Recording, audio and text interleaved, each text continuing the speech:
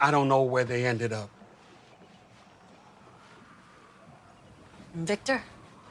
But he wasn't on the raft when Padre found him, and nobody knows where he is now.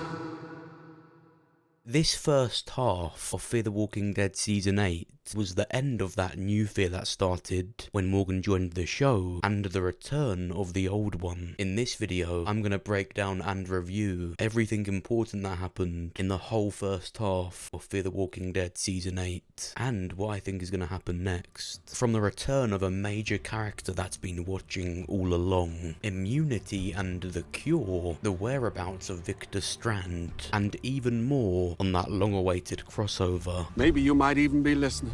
This is Rick Grimes. Come in, please.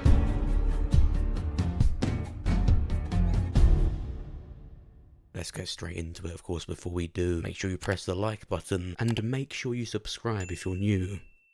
So the season started picking up where we left off at the end of season 7. They finally arrived at this Padre. Now, it was revealed earlier this year that there would be that 7-year time jump at the start of the season, obviously catching up to the main show's timeline. But when it actually happened, it wasn't all that convincing that it had been 7 years, apart from them saying it every 10 seconds. 7 years ago. 7 years ago. 7 years ago. 7 years ago. 7 years. At first, I didn't really buy this new Madison after the time jump. In episode 6, I think she was good, but at first, I didn't buy that after the time jump, she's some apocalypse-torn warrior. She takes people out with the swing of a sledgehammer, like some Dead Rising character. She's edgy, she says kid all the time. I like Madison, I like the actress even more, but Madison, as of lately, exudes all the emotion of a brick. The sack had more emotion than she did. You would have thought the stuff the character's been through is why she seems like a shell of her former self, but no, it's more like a Saturday Night Live parody of who she was than some damaged, broken version of her that I think it was meant to be. Sometimes this more rough Madison worked. You're making the biggest mistake of your life. But sometimes it doesn't. It's your name too, kid. Then we see Morgan after the time jump, and yeah, he might have been a bit different. I don't know what Padre told you about parents, but I promise you, it is okay, because I'm here to take you back to him. I love Lenny James and Morgan, so although he was making all these weird choices that I personally don't think Morgan would really make, I still found it weirdly enjoyable, because that's kind of the point of this first half of the season, the time jump, what Padre has done to them, what they've went through. Just like the poster for this season shows, they're a more broken version of who they used to be. It's showing time has made them different. The time jump and the Padre stuff has kind of rendered Morgan a 9-year-old. Give me my radio back. I can call this off and get us picked up. What the hell? We're gonna need to get back with you.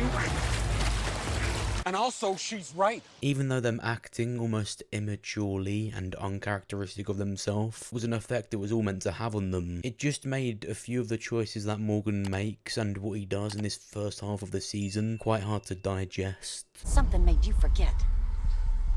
We also meet a now older Mo, because unfortunately, the time jump changed what was a quiet burden to one that can now walk around and talk. But fortunately, it's not really an issue of just another bad kid character. No, she's alright compared to some of the shite I've seen in the Walking Dead shows. I'm just not too keen on how she even came about. I think it's quite odd how they just took that Rachel woman's baby, and Morgan just picked it up and gave it to Grace and said, it's ours now. Her mum now face down in the sand. Yeah, it's our baby now. With only a small mention of Isaac or Rachel. It's good that Morgan at least eventually said it though. Okay, we're not. We're not your parents. Your parents were Isaac and Rachel, and they're dead. I think it's odd as well if they did choose an actress that looks like Grace when she's literally not related in any way. It's almost like the showrunners themselves forgot it's not actually their baby. I don't feel like there's any strong legacy here. She's gonna be sticking around for a while. The narrative is he gets another chance at having a kid. So inevitably Morgan and Mo will start cropping up in other shows, but mainly for Rick Grimes. Episode 1 was clumsy, although I was entertained, and that is the point of a TV show, so weirdly they sort of did the right thing. I find Morgan really funny. I don't even know why. What is it? I don't know. It's some kind of graffiti. What about all this stuff? Is this here too? Did I not say? I told you.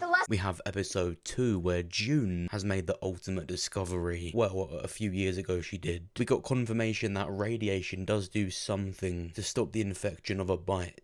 it did count as some kind of cure, so further confirming that Alicia did survive her bite. It was the aid of radiation. Even if June and Padre's procedure is crappy, it's a step further to some kind of cure or immunity. A few years ago, Padre basically made June come up with some kind of cure for the zombie bites, but it didn't work and they all died. It more just postponed the inevitable symptoms and death of being bitten. That's where Dwight and Sherry come in. This feels like Sanctuary. yeah. I don't know why it took them 7 years to realise that. They now have a son called Finch. They needed June to give him appendix surgery, and he got it, but while he was under, Padre ambushed them, got him bitten, and forced June to try her radiation procedure on him. I'm gonna kill you. It was a missed opportunity to have Dwight say, "I'm gonna kill you," like Rick did, and the camera zooms in to him the same way it did with Rick at Negan's lineup. I'm gonna kill you. Now he's in the same situation, on his knees watching someone that he cares about die. Instead, he just says it like 6 times in the space of 10 seconds, and it was cringy. Episode 2 was better than episode 1, but episode 3 was one of the worst Fear episodes. They get ambushed by this rebel group, full of parents that have lost kids to Padre. Turns out the commander of this group is Daniel, and his new thing is sucking his little slurpy straw like a toddler, and being bald. Daniel. Madison?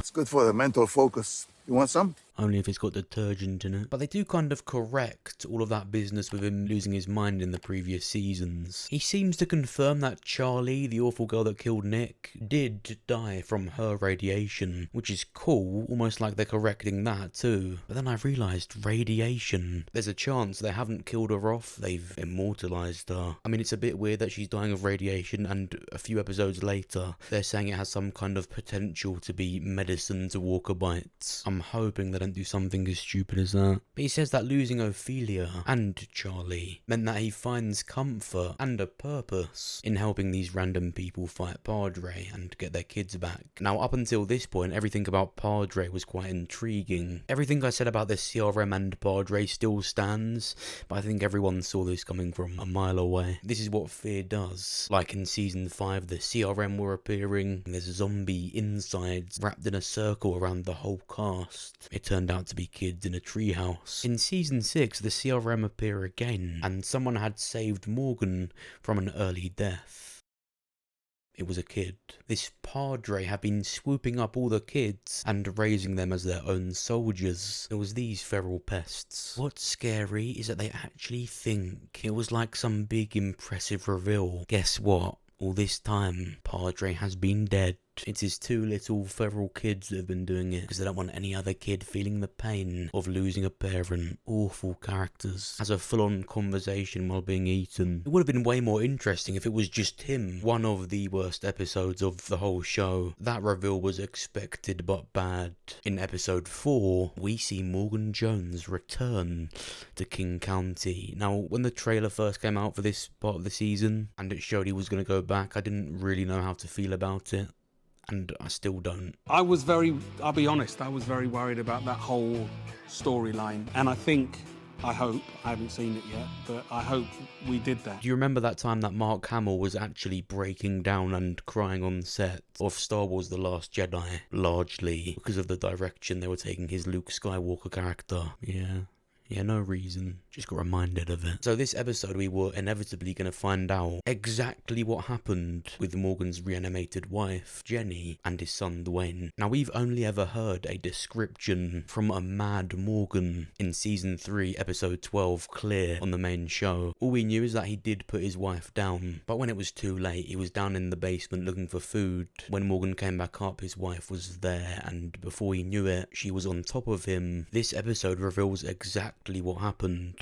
Now, however good or bad this episode was going to turn out to be, straight away when you see Morgan return to King County, naturally you're going to dread it because it's Fear. And while the showrunners of Fear did write this episode, with something like this, I do want to believe that this is something that Scott Gimple was always going to do with Morgan. You know, so hopefully it wasn't just the showrunners saying we're going to make this up. With something so important and with the tried and tested radiation stuff too, you would hope it was the ones in control of the main overall story who made it so that this would happen. And I do really like the comic callback of Morgan chaining up Dwayne. And if it wasn't the showrunners borderline retconning it, I do quite like that. He was so traumatized and tormented that he forgot he had done something like this, and this was the ultimate closure for him in putting Dwayne down. It just comes down to, do you think this episode was deserving of it? I think in time I will see it as quite a cool thing that Fear did. After watching episode 6, episode 4 more just complements it. By itself, I'm just not too fussed about watching it again. Grace gets herself bitten.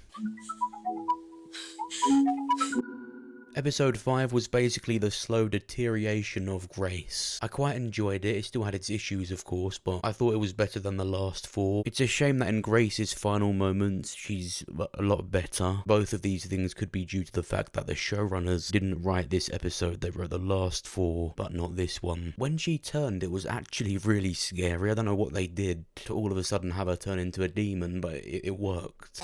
She had black teeth for some reason. I think with how she looked and how she acted, it's possibly done to make her reminiscent of Jenny. This episode, because of that, it had a bit of edge to it, you know, to see Mo actually getting nearly killed by her. Episode 4 also showed me that no matter how much better a Fear episode is, in even the smallest of scenes, just when you think it's about to be really cool, it ruins it. It just won't let it happen.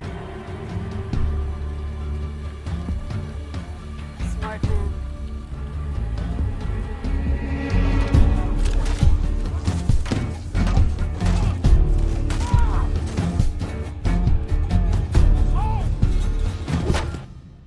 He just runs past her like a Vice City NPC. You're not gonna kill me because you can. What makes you think that? Because I don't die!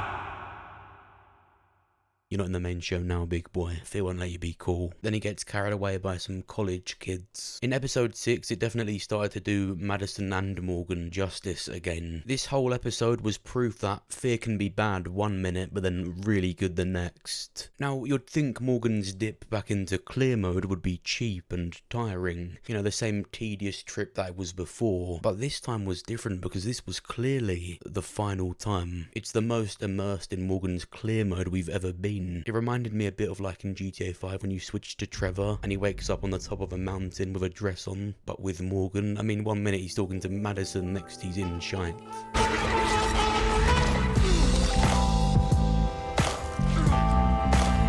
This clear mode goes deeper. Grace was the only thing that ever got as close as Jenny did. So to lose her, he was always going to have a similar reaction to it, if not worse. He took whole hordes and groups on and doesn't even remember doing it. He's like the Hulk.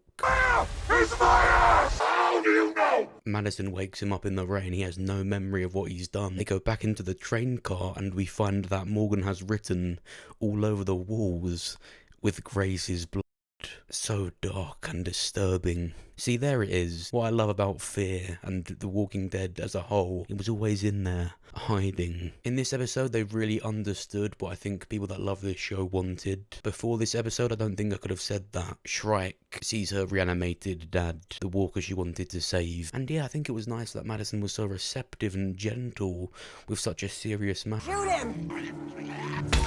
Her dad bites her, but we don't actually see her dead. In fact, we see her directly underneath. The thing that they're saying could help with a cure. But I think them both reappearing later as the villains is going to be a red herring to the actual villain, who then kills them, but we're going to get onto that. For most of this season, I think Daniel has been used perfectly. Don't listen to them. When I was young, I was in the exact same position you're in right now. He's more docile now, for lack of better words. But before, they had sort of butchered him. So it's good to see he's actually being himself now for the first time since season 5. You were just given an order. Fire! The loud iCarly summer rock camp, whatever it's called, character needs to go. I like the actress, but no. The ending scene looks so good, but I slowly started to realise Morgan was parting ways with Madison. So it's a bit frustrating, especially with that last scene. Now Finch, Dwight and Sherry's son, just dies. He was ill, slowly falling back into dying from the infection. At the next scene, we just see him being buried. It's a bit annoying that they dramatically broke up though. I don't want them to long out another reuniting storyline. I don't care that much. I barely care dickhead the first time. I like them a lot more now, but I don't want to see that again. I see Dwight and Sherry's story ending with one of them dying. I mean, now that Madison has control of Padre, or at least is the leader of it, if that gets destroyed, I think they should both take the fear cast back to where the main Walking Dead show communities are. I'll get onto that in a minute. If I ever see your face around here again, I'll kill you. It would be really cool, again I'm going to talk about this in a minute, I'm really excited to, if Troy kills Dwight. To think that the end of Dwight's story all this time is to be killed by such a cool, eccentric character from Fear is amazing to think about. To let that character out of his cage again, something like that will happen. Madison says she's going to make Padre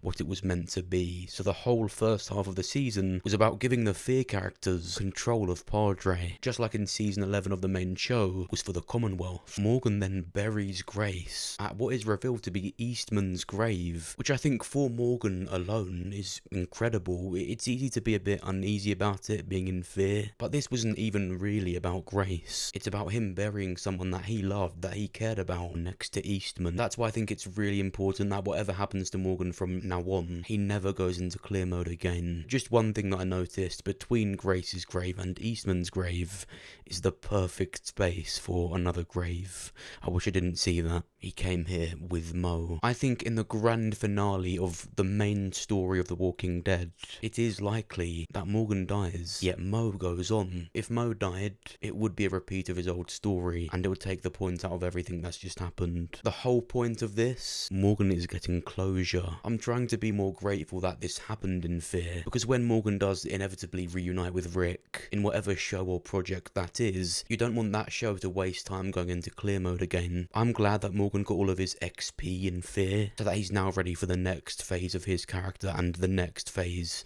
of the big story of The Walking Dead.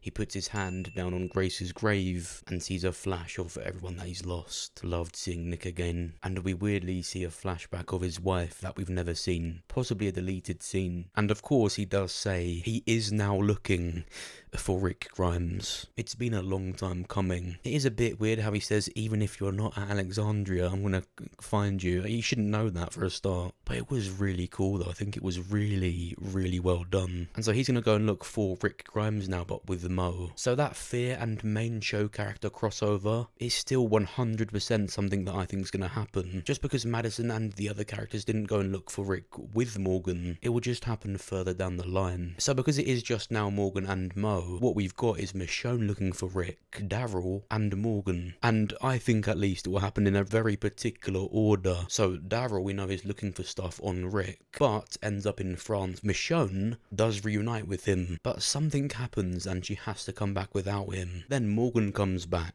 That's when he can find out from Michonne what's actually happened. Meanwhile, Daryl is in France and will inevitably overcome some kind of revolution against quite a similar militia. So Daryl will inevitably return with some kind of army. Madison is now the leader of Padre. Michonne and Morgan both want to get to Rick. The ultimate crossover. The CRM are the big bad villains that have been in the shadows this whole time. Once Morgan finds out what's happened, he will be straight back to contacting Padre. Every single character that survives will unite. There will be one big crossover. That's why I think it's so important that characters like Madison, Daniel do survive just long enough to be involved in that. Which brings us on to the last subject of this video, Victor Strand and that last scene. One of the most exciting things Fear has ever done. We hear a radio listening in on Madison broadcasting the coordinates of where Padre is and declaring its new ownership. We see someone writing it all down. They've also been tracking the events of Fear on a map since Mexico. We see sunglasses really reminiscent of Victor Strand's. The hammer that Madison used to hit Troy Otto over the head with. Well, you would, because you understand and you see things. And Leisha's irritating bone arm. And this person has found exactly what they're looking for, because what they're looking for is talking on the radio right now. I think this is clearly Troy Otto tracking down Madison.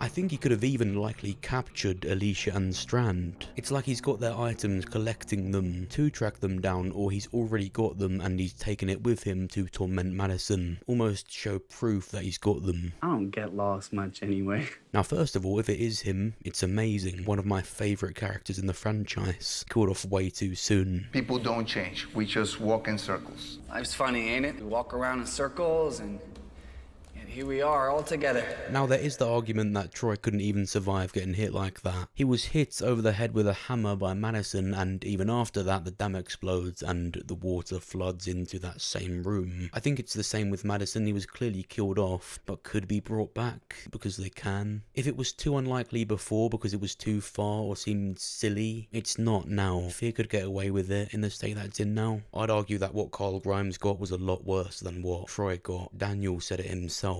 It looks like we all have 9 lives. It's easy to forget that Daniel's died like 5 times now. They've all been caught in fire, they've been shot in the face. It really isn't too rare that a Fear character will survive something that looks fatal. But how do I think Troy actually survived that? Well, first of all, everything from the dam all got washed away. We saw a shot of Madison underwater. There's rubble, debris from the dam, and there is bodies. I doubt that exact person there is canonly Troy, but all of these characters got washed up.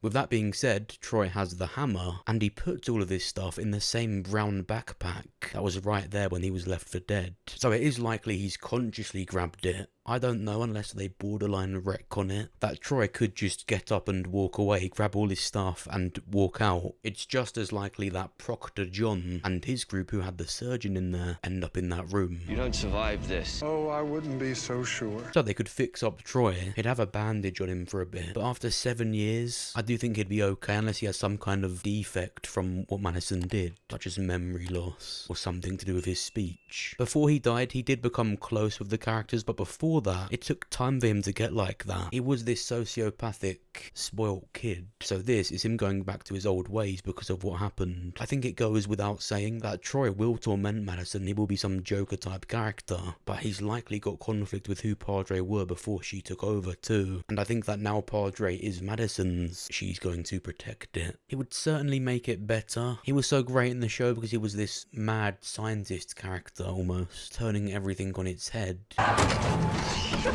He was a big part of what made that season so great. The showrunner of season 3, Dave Erickson, did kill Troy. A lot more definitively than these two showrunners killed Madison. But how Fear is now, they could do it. Why not? What an amazing, crazy scientist type villain to bring back for the last 6 episodes. I just hope he doesn't return just to die. I think just like his chemistry with Madison, it should be complicated. Let him be like Negan. Don't screw it up for us.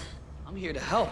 He comes back, causes mayhem, and torments everyone, but then the actual villain that has been teased in Fear multiple times makes their appearance. There's something I really love about the trailers. It looks like they're all being ambushed into somewhat of a lineup, so I'm hoping Troy does line them up and kill someone with the hammer that Madison killed him with. I think if something like that happens, it should be Dwight. Imagine that, him being beat down in a lineup in front of everyone, in front of Sherry. Then we have the whereabouts of Strand, who hasn't appeared at all since season 7 episode 15, yet he appears in the trailer, and he says he wants to help Madison. Now it's not clear if he's been with Troy, or this is him with Madison just reacting to it that he survived. Morgan said that Padre didn't find him with those rafts. Now remember, it's been 7 years. Now even before that helicopter voice that found Rick sounded a lot like Strand. Consignee Grimes, you've been located. You are instructed to surrender. Remain in place with your hands up. Come on, Nick. It's like he told you. There's no escape for the living. My name is Victor